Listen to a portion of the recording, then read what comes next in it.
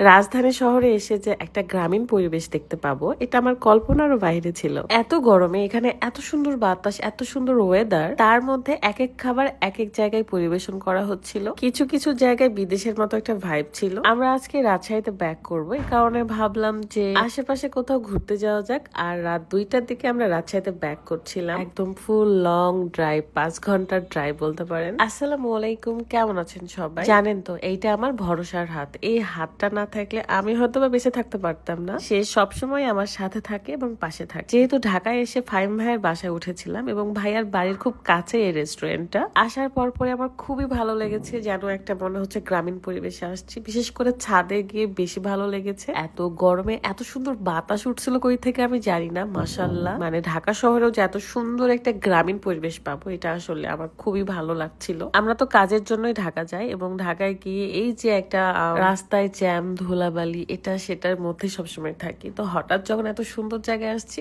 আমার মনটাই ভরে গেছে। যে যার মতো ঘুরছিল এন্ড ছবি তুলছিল, আমি আর রাত একটু পাশে যাচ্ছিলাম কারণ এখানে একটা সুইমিংও আছে, যেটা আমার আরো ভালো লেগেছে। আমাদের ফারাজ বাবা তো সুইমিং এ নামার জন্য একদম উঠে পড়ে লাগছিল। এই যে তৃষা অনেকদিন পর সেলফি ভিডিওতে আসলো সে, মানে আমরা এত বেশি ব্যস্ত হয়ে গেছি যে সেলফি ভিডিও আর করা হয় না। এখানে রাত ওইখান থেকে আমার ছবি তুলতেছিল, পরে আমি আবার ভিডিও করে নিলাম। এখন দেখাবো প্রিমিয়াম হাইটেক্স ফর্মুলা। যারা লম্বা হতে চান তাদের জন্য বেস্ট একটা সলিউশন। হালকা গরম দুধের মধ্যে এই ফর্মুলাটি মিক্স করে খেতে হবে। এতে করে শরীরের যত ভিটামিনের চাহিদা সেটা তো পূরণ হয়, সাথে হাড়ের গঠন বৃদ্ধি করে।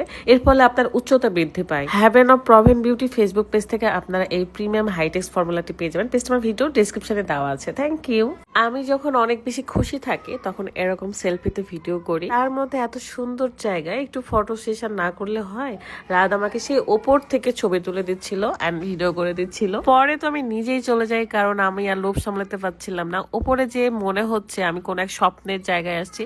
এত সুন্দর বাতাস আর এত সুন্দর লাগছিল সামনের ওয়েদার। আমরা কিছু ফাস্টফুড অর্ডার করেছিলাম, যেমন চাউমিন। তো চাউমিনটা আমরা নিচে খেয়েছি এবং বারবিকিউ এর মধ্যে যেগুলো অর্ডার করেছি সেগুলো ওপরে। এখানে একটা সুন্দর মিরর ছিল যেটা দেখে আমার ভিডিও করতে লোভ জাগে এন্ড আমার বরকে টেনে নিয়ে আসছে। সে তো আসতেই চায় না আসলে ভিডিওর মধ্যে। তারপর ওপরে চলে আসি, এখানে কিন্তু রুটি এবং কিছু চাপ ছিল। চাপ নাকি গ্রিল এটা আমি জানি না ঠিক, ফাহিম ভাইয়া অর্ডার করছে, বাট অনেক মজা ছিল এটা খাইতে। আমার ভয়েস ওভারে হয়তো রুকাই এবং ফারাজ বাবার ভয়েস পাবেন কারণ তারা খেলাধুলা করছে। অনেক এনজয় করে খাওয়া দাওয়া শেষ করলাম এবং এখন আমরা বাসায় যাব।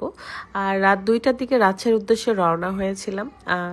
এখানে ব্রিজটা আমার কাছে খুবই ভালো লাগছিল, আশেপাশের শহরটা।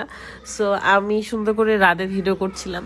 সেখানে 160 স্পিডে ছিল কারণ রাস্তা একদমই ফাঁকা ছিল। সম্পূর্ণ রাস্তা ফাঁকা নয়, জাস্ট ঢাকা থেকে বের হওয়ার মুহূর্তে যে ব্রিজগুলো থাকে সেই ব্রিজগুলো ফাঁকা ছিল।